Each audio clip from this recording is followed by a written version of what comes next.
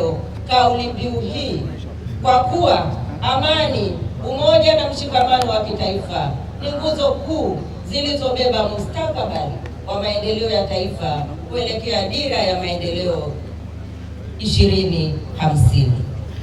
Ndugu kiongozi wa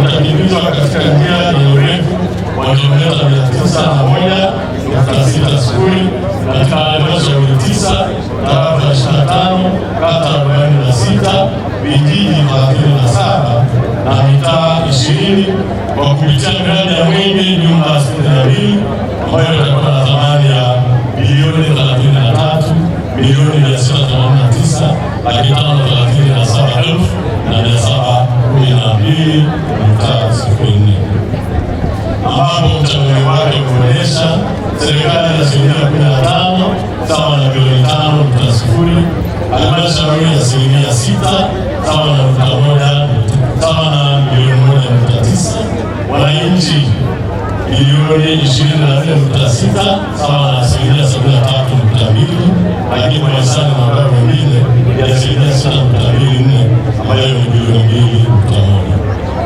Ndugu viongozi wa mbio za Mwenge wa Uhuru 2026, kutokana na kufuatia mipaka ya halmashauri na mkoa wa Mtwara, kuna baadhi ya barabara zitapitiwa zaidi ya mara moja na Mwenge wa Uhuru.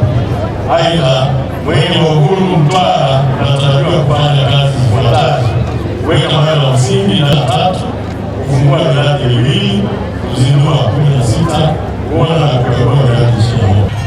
Kanali Donald Wilson Msengi, mkuu wa mkoa wa Mtwara, na kukabidhi Mheshimiwa Abdalla Musa Mwaipaya, mkuu wa wilaya ya Mtwara, Mwenge wa Uhuru 2026, na kukabidhi mwenge ukiwa unawaka, unang'ara na unameremeta, na kukabidhi pia wakufunzi wa mwenge wawili, mratibu wa mwenge mmoja, wakimbiza mwenge 6 wakiongozwa na ndugu yetu Wazo Michael Mwang'onda, wakiwa na afya njema.